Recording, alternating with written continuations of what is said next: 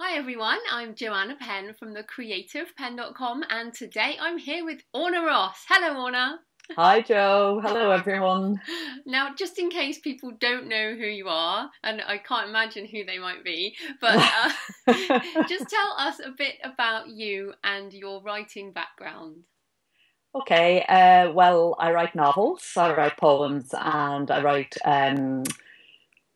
guides to creativism, what I call creativism, which is applying the creative process to life. But novels, I suppose, is my main sort of activity and has been for some years. And I also run the Alliance of Independent Authors since I started in 2011, 2012, self-publishing my own work. And yeah, that's about it, I think. That's about it, which is more than a full-time job, as I know. So that's super. So you are now, and I was thinking about this. You're a bit of a starter. You start loads of things, and you've got this project that you've started. I mean, it's if you didn't have enough going on. Tell us about this project that you're about to do, or you have now started. Yeah, it's crazy because I have been working on this novel, series of novels really, for a very long time, based on the life and specifically the love life and the creative life of the great Irish poet WB Yeats.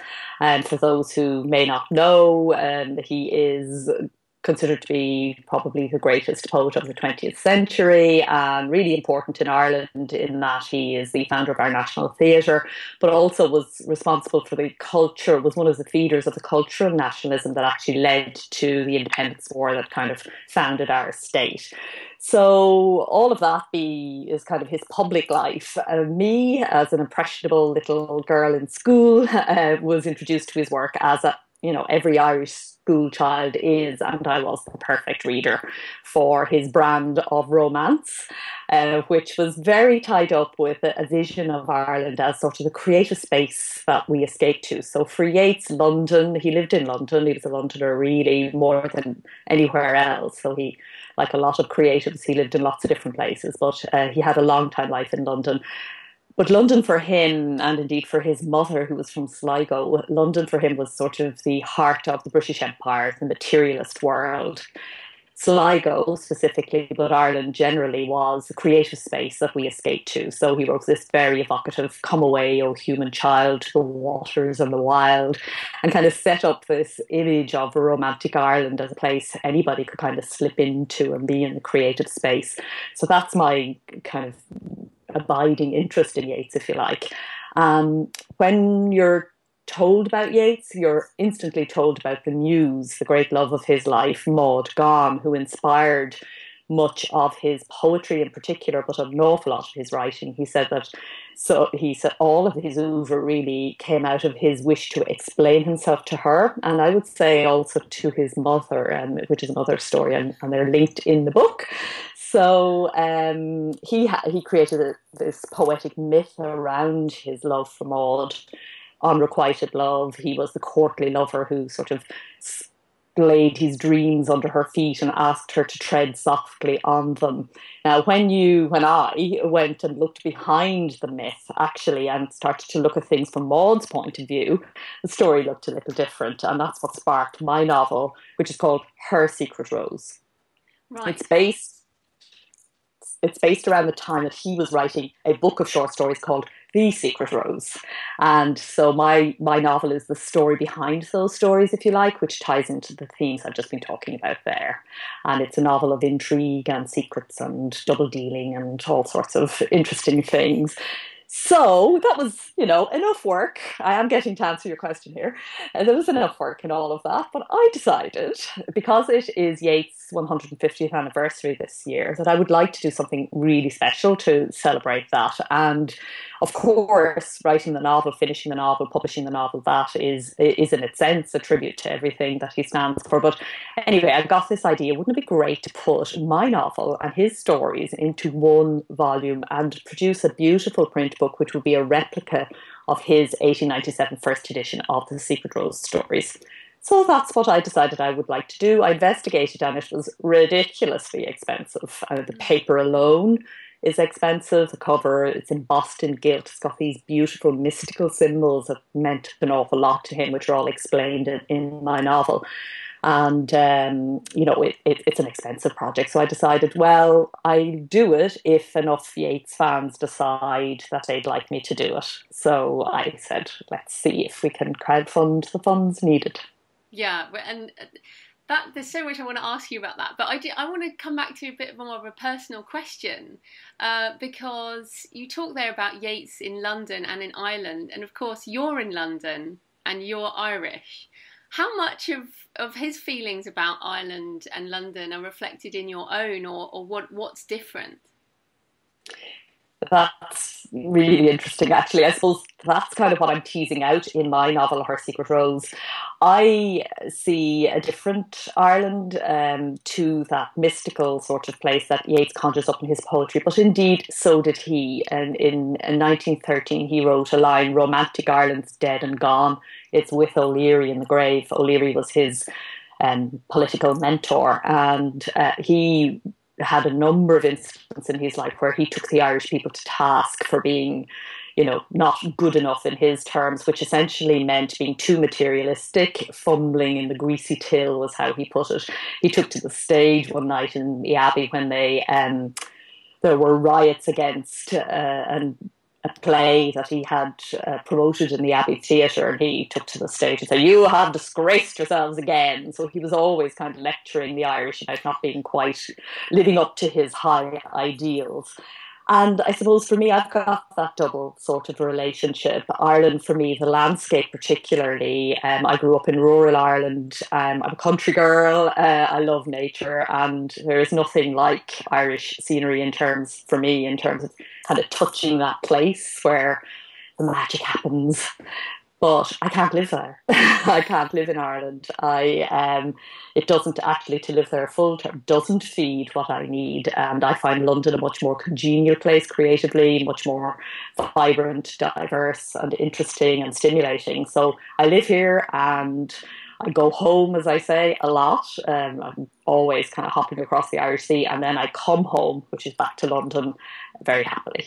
Yeah. Oh no, that's cool. Okay, so going back to the crowdfunding project. So I mean, we've had a talk before about most independent authors make their money from digital versions of books. So your project, your crowdfunding project, is not a financial, project as such. It is for the love of Yeats, but also for the love of print.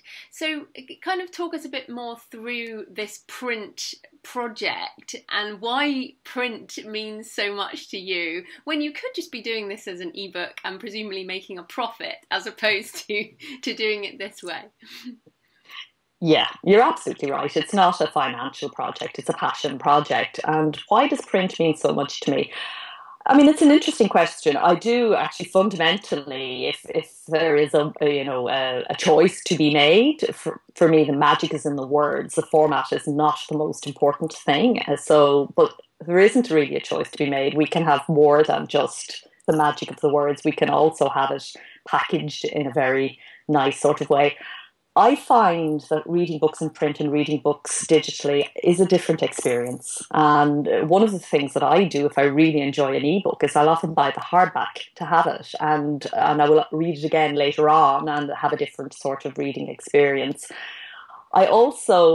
This particular book was designed by a woman called Althea Giles. She's a really interesting character in her own right. She was born in County Waterford, as I was myself. And there were loads of little sorts of coincidences and what do you call them? Synchronicity is the buzzword, isn't it? Yeah, lots of synchronicities around that. And I just really admired her work. And I had this need I've been self-publishing now since late 2011, early 2012. And I include in self-publishing in that term blogging and, all sorts of different publications. And I just had a need to create something really tactile, really visual, really beautiful, something that, special and different and out of the ordinary. And I don't know why. Why do we get these urges? They're crazy. Why are we writers in the first place? It's nuts. So it's really that sort of motivation. Is there something around longevity almost? Because I see, because I don't really buy print at all. I don't buy a hardback of something to keep. The books I have, the only books I have are like Carl Jung's Red Book, which is massively oversized and contains full colour print. It was like £100. And I'll be getting one of your Yeats books, which to me, I'll actually read the ebook on my Kindle, but I'll have the print book, but more as an art piece. So has that kind of formed a part of it, like having something that has more longevity than ebooks? Definitely. If this was just a sort of a hardback of my own novel, it wouldn't be exciting me in that way. It is because the symbols that are on it and the gilt emboss, it's very meaningful. It is in a conceptual sort of art way. And yes, I see it as a souvenir publication of Yeats 2015. I also see it very much as resuscitating the stories. Yeats is considered, he's celebrated mainly as a poet, also as a dramatist, but people largely overlook his fiction. And I understand why that's so. He's sort of a failed novelist. He didn't really manage to get novels together. But these stories are very interesting. They're done in the folkloric tradition, and he had done a huge amount of research and a huge amount of collection of folklore. And what he did was write these original stories about his own vision of what he calls the mystical rose, which is a very ancient magic symbol, really, in the Western magic tradition. And magic was the creative fuel of his life. It was a secret for a long, long time, because to say that you were interested in magic was instantly to, just brand yourself as a bit of a loon. So he was very much developing. He was an indie author in the sense that he was always had one eye to his reputation. He marketed very cleverly. He put himself out there in a very interesting way he knew what he was doing, and he took huge interest in how the books were. So he was our definition of an indie author. He did work with trade publishers because you had to, but The Secret Rose itself was crowdfunded in a way. O'Leary helped him to get subscribers who paid a certain amount, and once you reached an amount, then the publisher would go ahead and do it for you. So very, very similar to crowdfunding, really. It was a crowdfunded project in 1897. And so, completely sort of forgotten what the question was. No, it doesn't matter. But in terms of, thinking about that as you're talking, and of course patronage as well. Like I was thinking then of John Martin, the painter, who also did things, after it had already been funded as such. I think you're right. This is more of an ancient thing that's kind of coming back now. But for people watching who are interested in crowdfunding, I've been blogging for 6 years. I've got quite a big audience. It's not something I'm ready to do yet. I don't have a passion project like you do. But what are the types of projects that authors should even think of crowdfunding? I think that's a really good question, because I don't think crowdfunding is a very sort of wise decision if it's just about publishing a book. I think a book should be published on its own merits. We have such fantastic tools now. It's not overly expensive in terms of either money or time. And you should believe enough in your book to be able to invest the relatively small amount that it takes to produce a decent book and get it out there in digital format, print as well, POD. And I don't think that now, maybe 5 years ago, there were enough people who would be interested enough in the fact that you're even doing that to fund it. But now, when every second person is writing and publishing a book, I don't think that people feel that it's enough, in a way, to just expect them to fund your book. They expect you to have the belief in it in the first place. But I think for something that's obviously outside the reach of an individual to fund, then I think it's okay to crowdfund. But I think you need to be very clear about what you're offering. Crowdfunding isn't charity. You are actually offering rewards in return for the investment. So, in my case, there are the books, obviously, in ebook format and this beautiful sort of print version, but there are various events that I think would be very appealing to Yeats followers. The launch itself, in Sligo. I'm very lucky, honoured indeed, to be launching the book at the Yeats International Summer School, which is sort of a famous gathering of academics and scholars and poets and singers and writers who love Yeats. And part of the crowdfunder is to invite people to come along and share that evening with us. We're going to have a really fabulous dinner in the home of the president of the Yeats Society, whose wife just happens to be a brilliant chef, and he'll talk about Yeats and she'll feed us lovely things. And there are other events and things. I'm also offering my own creative mentoring, because I do see this book as being very much about creativity and the creative process and how that operates in us all. So the rewards that are on offer are very much linked to the project. And I think that's the key. Well, for me, that seems like the key, that if you're asking people to donate money, that you're offering them something that they would value in return. So I do think that what puts a lot of people off crowdfunding is that they feel it's sort of fancy begging, or a charity sort of ask. But I don't really feel that it is. I feel if there are enough people who share how I feel about this, then they'll join in, and together we'll all create something that wouldn't have been possible if we didn't kind of all band together to make it happen. Yeah, and I agree with you. It's more paying in advance for a piece of art, really. That's basically what it is. It's committing to pay in advance for something that you haven't seen yet. So there's an element of trust from the purchaser as such. But I really like it, and I've helped crowdfund quite a few things, like the font from Sigmund Freud's handwriting, which I know I've told you about before, which I thought was just cool. It was just like, and I haven't even used it. It was just a kind of cool thing, to be involved with. And I've been involved quite a lot of book projects as well that were more than just a novel, have been like yours, a sort of artistic project. And it's very fulfilling to be part of that as an audience member, and to get the updates about, what's happening. So I hope you'll be showing us some behind the scenes on the actual print process. Are you going to be able to do that? I hope so. The decision as to exactly who's going to help with the printing is being made kind of as we speak. I know we've got to the stage in the crowdfunder that the project is going ahead. So we're about halfway there.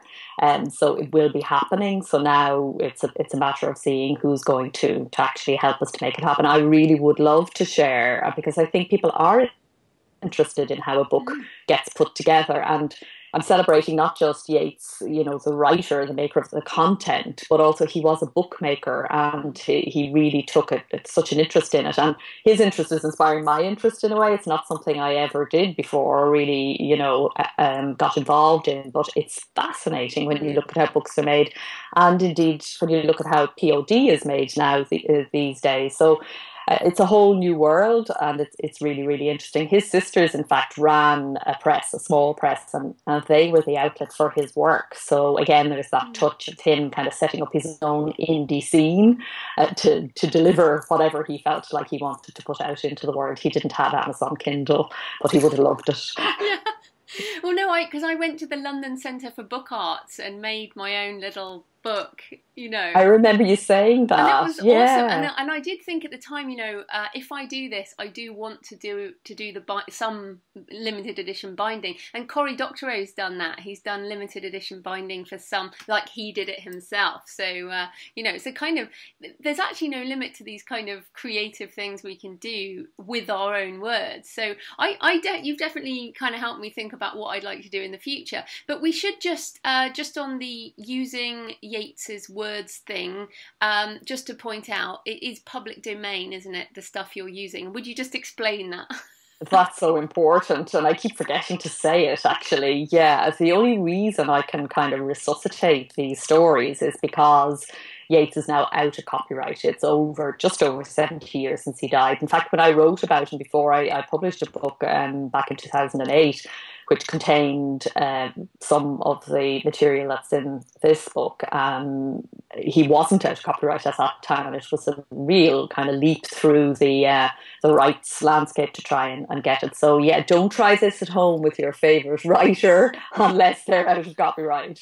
Yeah, that's really important. And then the other question I had on the crowdfunding, I mean, like, there's a lot of stories of people who've done it and then ended up not getting it or not costing it properly because you actually have to make sure that you funded all your levels correctly and promise the right things, right? You can't overcommit because a percentage has to go to the crowdfunding site. You get a certain percentage. There's various fees and things involved. So how did you sort of analyze how much money you needed? Yeah, I probably got it wrong. Which Wrong answer. Remains to be seen. I wrote down what, I got a quote for the various costs. The main costs for me in my mind are the costs of the actual production of the book. So that's what sort of takes it outside the realm of an ordinary project.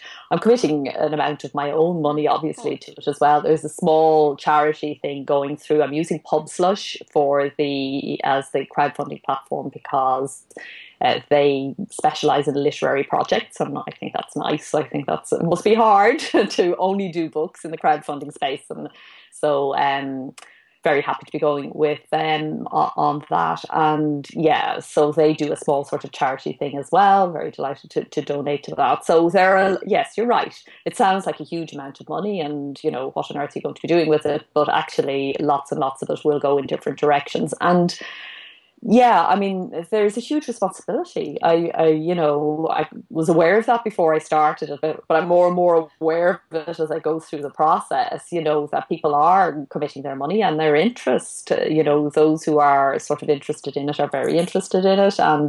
And so, yeah, you got to deliver. And I did try in terms of working out what rewards I was able to give for it to be realistic about what I could, in fact, do and what I could not do. So I could have offered a lot more and possibly got money easier maybe from that. I don't know. But in a way, I think it's like a lot of creative things. You can't overthink it. You just ride the desire and the intention to do it and see what arises as you go. Do your very best. Get some of it right, get some of it wrong. And if at the end we get a lovely book and some great events, then it will have done what it set out to do, exactly.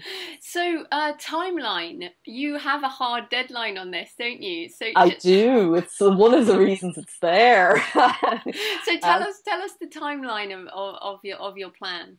It's really ridiculous. And so I finished the book this month, May, and it goes into editorial and so on. It goes straight then from editorial into proofing, from proofing into production, and the launch is on the 3rd of August.